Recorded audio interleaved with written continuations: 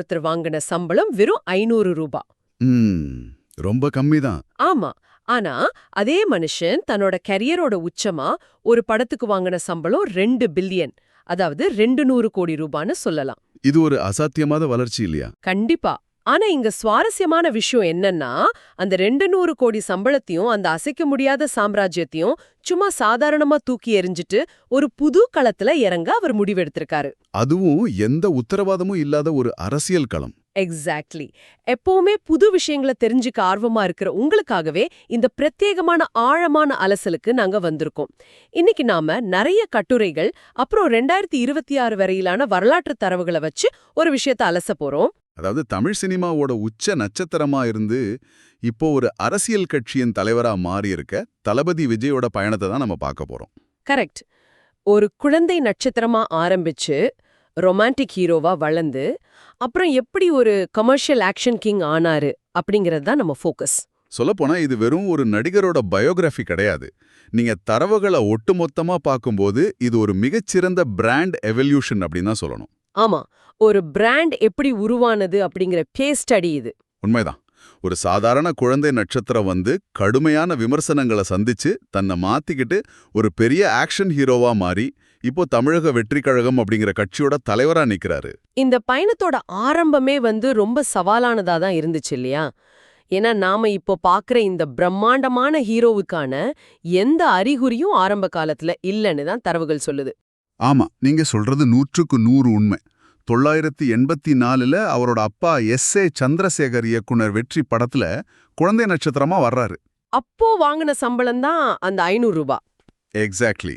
அதுக்கப்புறம் 992ல அவருக்கு ஒரு 18 வயசு இருக்கும்போது நாளைய தீர்ப்பு படத்துல ஹீரோவா அறிமுகமாகறாரு. ஆனா அந்த படம் அவருக்கு ஒரு பெரிய ரெட் கார்பெட் வரவேற்பு கொடுக்கலையே. குடுக்கல. சொல்லப்போனா அவரோட தோற்றம், அவரோட உடல்வாகு, நடிப்புன்னு எல்லாமே ரொம்ப கடுமையான விமர்சனங்களை சந்திச்சுது. பத்திரிகைகள்ல வந்த விமர்சனங்கள் கூட ரொம்ப பர்சனல் அட்டாக் மாதிரி இருந்துச்சுன்னு படிச்சிருக்கேன். ஆமா, ரொம்பவே தனிப்பட்ட ரீதியிலான தாக்குதல்கள் தான். நீங்க இந்த ஆரம்பகால விமர்சனங்களை பத்தி சொல்லும்போது எனக்கு பிசினஸ் உலகத்துல நடக்கிற ஒரு விஷயம் தான் ஞாபகத்துக்கு வருது. எந்த மாதிரி சொல்றீங்க? இது எப்படி இருக்குன்னா, ஒரு ஸ்டார்ட் அப் கம்பெனி ரொம்ப நம்பிக்கையோட தங்களோட முதல் ப்ராடக்ட மார்க்கெட்ல லான்ச் பண்றாங்க. ஆனா அது டோட்டலா ஃப்ளாப் ஆகுது. ஓகே, புரியுது. இன்வெஸ்டர்ஸ், கஸ்டமர்ஸ்னு எல்லாரும் அவங்கள நிராகரிக்கிறாங்க. இனிமே இவங்களால எழவே முடியாதுன்னு நினைக்கும்போது தங்களோட ஸ்ட்ராட்டஜிய முழுசா மாத்தி ஒரு பெரிய யூனிகார்ன் கம்பெனிய உருவெடுப்பாங்க இல்லையா? ஆமா, அதே மாதிரி ஒரு டிரான்ஸ்ஃபர்மேஷன் தான் இங்கேயும் நடந்திருக்கு. அந்த மார்க்கெட் ரீஎன்ட்ரி எப்படி இவருக்கு சாத்தியமாச்சுன்னு நினைக்கிறீங்க? அந்த டிரான்ஸ்ஃபர்மேஷன் தானா நடக்கல. அங்கதான் ஒரு சூப்பரான வியூகம் வகைப்பட்டுச்சு. அவரோட அப்பா S.A. சந்திரசேகர் பண்ணது தானே? கரெக்ட். அப்போ உச்சத்துல இருந்த விஜயகாந்த் அவரோட பிரபலத்தை பயன்படுத்தி சிந்தூரபாண்டி படத்துல விஜய்க்கு ஒரு பெரிய மாஸ் கொடியின் கீழ் ஒரு அறிமுகத்தை கொடுத்தாரு. ஒரு பெரிய ஸ்டாரோட பின்புலம் மக்களை கொஞ்சம் தயக்கம் இல்லாம ஏத்துக்க வச்சதுன்னு சொல்லலாம். ஆமா, ஆனா விஜய் அந்த ஆக்ஷன் வட்டத்துக்குள்ள மட்டும் சுருங்கிடல. அவர் எடுத்த அடுத்தடுத்த முடிவுகள் தான் அவரை நீங்க சொன்ன அந்த யூனிகார்ன் ஆக்கிச்சு. குறிப்பா அந்த ஃபேமிலி ஆடியன்ஸ் பக்கம் அவர் திரும்பினது ஒரு பெரிய கேம் சேஞ்சர்னு நான் நினைக்கிறேன். கண்டிப்பா. 996ல விக்ரமன் இயக்குன பூவே உனக்காக படம் தான் அவருக்கு குடும்ப ரசிகர்களை பெற்று தந்தது. ஒரு மென்மையான காதல தியாகம் பண்ற நடிகரா மக்கள் அவரை ஏத்துக்க ஆரம்பிச்சாங்க. இங்க ஆச்சரியப்பட வைக்கும் விஷயம் என்னவென்றால், அவர் ஆக்ஷன் ஹீரோவா மாறுறதுக்கு முன்னாடி தன்னிடமிருந்து குறைகளை மறைக்க தன்னோட பலத்தை எப்படி பயன்படுத்தினாருங்கிறது தான். காதலுக்கு மரியாதை, துள்ளாத மனமும் துள்ளும் மாதிரி படங்கள் எல்லாம் அவருக்கு ஒரு பாய் நெக்ஸ்ட் டோர் இமேஜ் கொடுத்துச்சு. ஆமா, பக்கத்து வீட்டு பையன் மாதிரி ஒரு ஃபீல். குறிப்பா துள்ளாத மனமும் துள்ளும் படம் கேரளா முழுக்க அவருக்கு ஒரு பிரம்மாண்டமான ரசிகர் பட்டாளத்தை உருவாக்கிச்சு. ஒரு தமிழ் நடிகருக்கு கேரளால இவ்ளோ பெரிய மார்க்கெட் உருவானதுக்கு அந்த குடும்ப ரசிகர்களை அவர் ஈர்த்தது தான் முக்கியமான காரணம் இல்லையா? எக்ஸாக்ட்லி. இன்னொரு சுவாரஸ்யமான தரவு என்னன்னா, 994ல வந்த ரசிகன் படத்திலேயே அவருக்கு இளைய தளபதிங்கிற பட்டம் கொடுக்கப்பட்டுடுச்சு. அப்பவே அவருக்கான ஒரு மாஸ் இமேஜே விதைக்கிற முயற்சின்னு தான் இதை பார்க்க தோணுது. ஆமா, ஆரம்பத்துல உதாசீனப்படுத்தப்பட்ட ஒருவர் வந்து விமர்சனங்களை எப்படி தன் வளர்ச்சிக்கான படிக்கட்டுகளா மாத்தினாருங்கிறத கேட்டுட்டு இருக்கிற நீங்களும் உங்க வாழ்க்கையோட பொருத்தி பார்க்கலாம். Here is where it gets really interesting. ஒரு பக்கம் ரொமான்டிக் ஹீரோவா குடும்ப ரசிகர்களுக்கு பிடிச்ச மாதிரி ஹிட் கொடுத்துட்டு இருக்காரு. 2003 வரைக்கும் ஒரு நகைச்சுவை கலந்த காதல் நாயகனாவே வலம் வர்றாரு. ஆமா, தொடர்ந்து அதே ட்ராக் தான். ஆனா திடீர்னு திருமலை படத்து மூலமா ஒரு முழுமையான ஆக்ஷன் ஹீரோவா மாறினது ஒரு மிகப்பெரிய ரிஸ்க் இல்லையா? கண்டிப்பா ரொம்ப பெரிய ரிஸ்க் தான். காதல் கதைகள்ல இருந்த அந்த மென்மை திடீர்னு ஒரு ரெக்கட் ஆக்ஷன் தளத்துக்கு மாறினப்போ மக்கள் எப்படி அதை அவ்வளோ ஈஸியா ஏத்துக்கிட்டாங்க? அந்த மெக்கானிசம் எப்படி வேலை செஞ்சது? இதை நம்ம ஒரு பெரிய கண்ணோட்டத்துல பார்த்தோம்னா, எந்த ஒரு நடிகனுக்கும் ஒரு கட்டத்துல தன்னோட இமேஜ் மேல ஒரு தேக்கம் வரும், போர் அடிக்கும். ஆமா, எப்பவும் ஒரே மாதிரி பண்றாங்களேன்னு தோணும். அதான் திருமலை வந்து வெறும் ஒரு ஆக்ஷன் படம் மட்டும் இல்ல, அது விஜயோட ஆன்ஸ்கிரீன் பர்சனாவா முற்றிலுமா மாத்தி அமைச்ச ஒரு பரிணாம வளர்ச்சி. எப்படி அவர் இதை சாதிச்சாரு? அவரு நேரடியாக வெறும் அடியாள்கள் அடிக்கிற ஆக்ஷனுக்கு மட்டும் போகல, தன்னோட உடல் மொழி, கழுத்துல ஒரு கர்ச்சீஃப், வேகமான உச்சரிப்புன்னு ஸ்டைல மாத்தினாரு. ஆனா அது கூடவே ரொமான்ஸ், நகைச்சுவை மாதிரி அவருக்கு ஏற்கனவே தெரிஞ்ச விஷயங்களையும் சேர்த்துக்கிட்டாரு. எக்ஸாக்ட்லி, எல்லாம் சேர்ந்த ஒரு முழுமையான கமர்ஷியல் பேக்கேஜ். இதுதான் மக்களை ஈஸியா ஏத்துக்க வச்சது. இதோட உண்மையான பிரம்மாண்ட பலன் 2004 வந்த கில்லி படத்துல தெரிஞ்சது. அந்த தரவுகளை பார்க்கும்போது நிஜமாவே பிரமிப்பா இருக்கு. எம்ஜிஆரோட அடிமை பெண் படம் அது வரைக்கும் வச்சிருந்த சாதனையை முறியடிச்சு உள்நாட்டுல 50 கோடி வசூல் செஞ்ச முதல் தமிழ் படம் கில்லி தான். ஆமா, அந்த டைம்ல 50 கோடி வசூலுங்கிறது ஒரு கல்ச்சுரல் ரீசெட் அப்படின்னு சொல்லலாம். எம்ஜிஆர் அவங்களோட சாதனையை முறியடிக்கிறது அப்படிங்கிறது ஒரு புதிய சகாப்தத்தோட தொடக்கத்தை மக்கள் ஏத்துக்கிட்டாங்கங்கிறதுக்கான தரவு ரீதியான ஆதாரம் தான். மிக சரியான பார்வை. அந்த படத்துக்கு பிறகு அவருக்கு என்ன செட் ஆகும் அப்படிங்கிற ஒரு ஃபார்முலா கிடைச்சிருச்சு. போக்கரி, அப்புறம் ஏஆர் முருகதாஸ் இயக்குன துப்பாக்கி படம் அவரோட முதல் 100 கோடி வசூல் படமா மாறுச்சு. அதுக்கப்புறம் தொடர்ந்து மெர்சல் 250 கோடி, லோகேஷ் கனகராஜ் இயக்குன லியோ 600 கோடின்னு ஒரு பெரிய பாய்ச்சல் தான். ரீமேக் படங்களா இருந்தாலும் சரி, அசல் ஆக்ஷன் கதைகளா இருந்தாலும் சரி, அவர் அசைக்க முடியாத தளபதியா உருவெடுத்துட்டாரு. ஆமா, இத வந்து டைம்ஸ் ஆஃப் இந்தியா நாளிதழ் ரொம்ப அழகா குறிப்பிட்டிருந்தாங்க.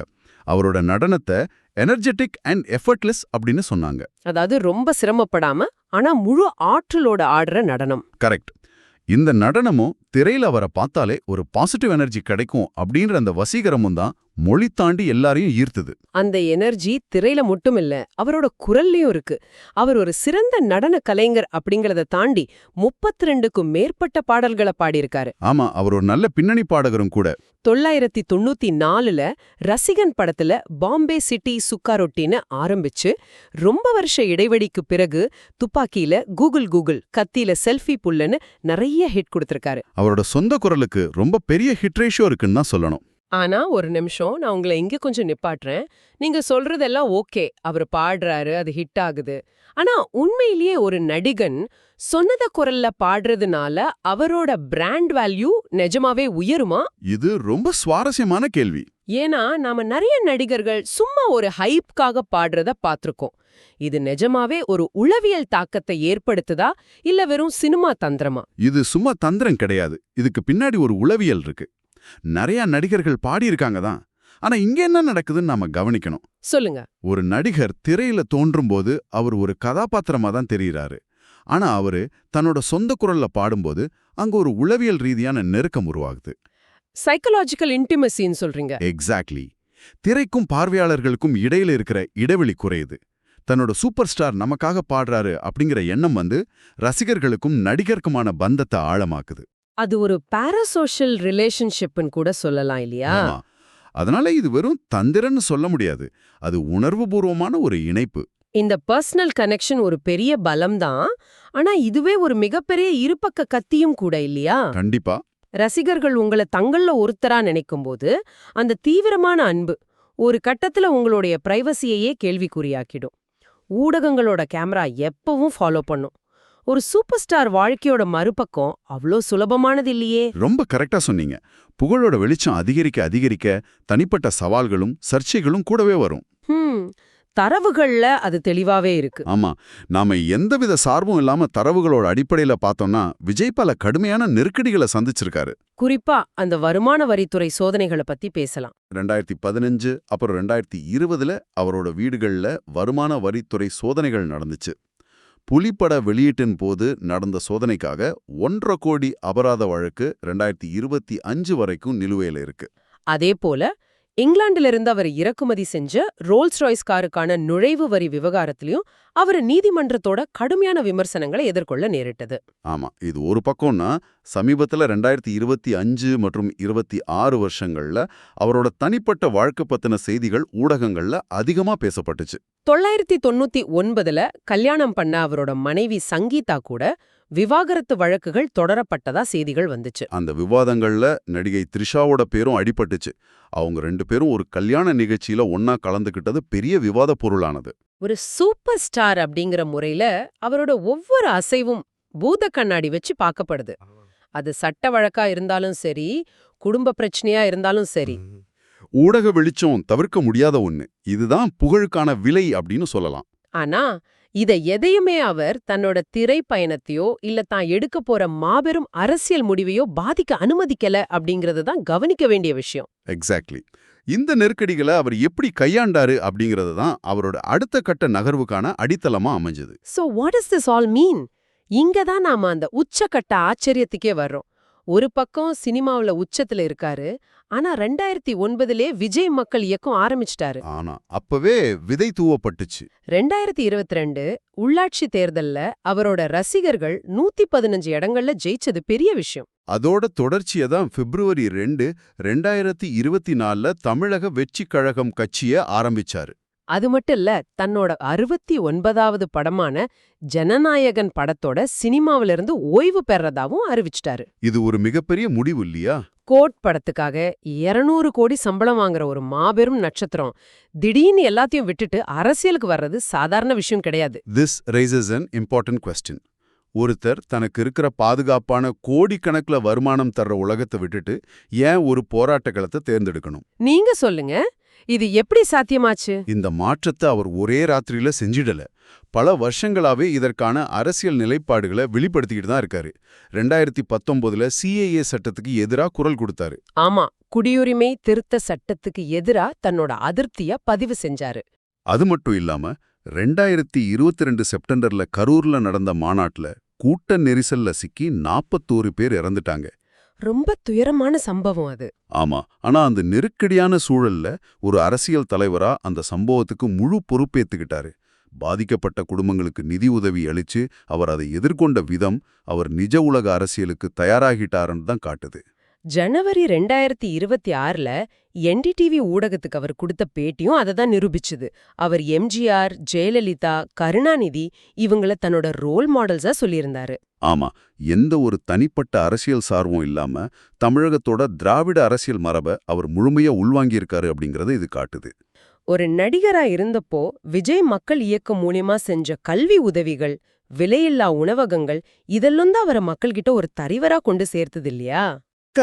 MGR, ஜெயலலிதா இவங்கள முன்னிறுத்துறது மூலமா அவர் தற்போதைய அரசியல் சித்தாந்தங்களோட தொடர்ச்சியாவும் ஒரு புது பரிணாமமாவும் தன்னை நிலைநிறுத்திக்கிறாரு. பல்லாயிரக்கணக்கான இளைஞர்களுக்கு அவர் வெறும் தளபதி மட்டும் இல்ல, ஒரு வழிகாட்டி அப்படிங்கிற அடித்தளம் தான் அவரை இந்த அளவுக்கு தைரியமா களத்துல இறங்க வச்சிருக்கு. ஆமா, என்ன ஒரு நம்ப முடியாத பயணம் பாருங்க. கேட்டுட்டு இருக்கிற நீங்களும் கொஞ்சம் யோசிச்சு பாருங்க. ஒரு சராசரி இளைஞன் முதல் படத்துல கடுமையான விமர்சனங்களை சந்திச்சு அதை கடந்து ஒரு மென்மையான ஹீரோவா மாறி அப்புறம் ஒரு ஆக்ஷன் கிங்கா மாறினாரு. நடனத்திலையும் பாட்டுலயும் கோடிக்கணக்கான மக்களை கவர்னாரு. ஆனா இப்போ 200 கோடி சம்பளத்தை வேணான்னு சொல்லிட்டு ஜனநாயகன் அப்படிங்கிற கடைசி படத்தோட நிஜ உலக அரசியல்ல அடி எடுத்து வைக்கிறாரு. உழைப்பும் விமர்சனங்களை தாங்குற மனப்பக்குவமும் இருந்தா ஒரு மனுஷனால எந்த உயரத்துக்கும் போக முடியும் அப்படிங்கிறதுக்கு இந்த தரவுகள் தான் சாட்சி. சினிமா உலகத்துக்கும் அரசியல் உலகத்துக்கும் மிகப்பெரிய வித்தியாசம் இருக்கு. இது முற்றிலும் வேறொரு தளம். அந்த வித்தியாசம் தான் இப்போ நம்ம கண் முன் நிக்கிற மிகப்பெரிய கேள்வி. உங்களுக்காக ஒரு ஆழமான கேள்வியை இங்க வைக்க விரும்புறேன். சினிமாவுல எல்லாமே ஸ்கிரிப்ட் செய்யப்பட்ட வெற்றிகள். ஆமா, அங்க எல்லாமே முன்கூட்டியே தெரியும். எதிரிகள் யாரு, கிளைமேக்ஸ் என்ன, எப்படி அடிச்சா எப்படி விழுவாங்கன்னு எல்லாமே தெரியும். ஆனா எந்த ஸ்கிரிப்டும் இல்லாத, முன்கூட்டியே கணிக்க முடியாத, ஒவ்வொரு நொடியும் மாறக்கூடிய இந்த நிஜ உலக அரசியல்ல நுழையும் போது என்ன நடக்கும்? அது ஒரு பெரிய சவால் தான். திரையில அவர் இத்தனை வருஷமா கட்டமைத்த அந்த மாஸ் ஹீரோ பிம்பம் அவருக்கு மிகப்பெரிய பலமா மாறுமா? அல்லது அந்த சினிமா பிம்பமே நிஜ அரசியல புரிஞ்சுக்க முடியாதபடி மிகப்பெரிய தடையா அமையுமா? பொறுத்திருந்து தான் பார்க்கணும். உங்களை சந்திக்கும் வரை உங்களிடமிருந்து விடைபெறுகிறோம்.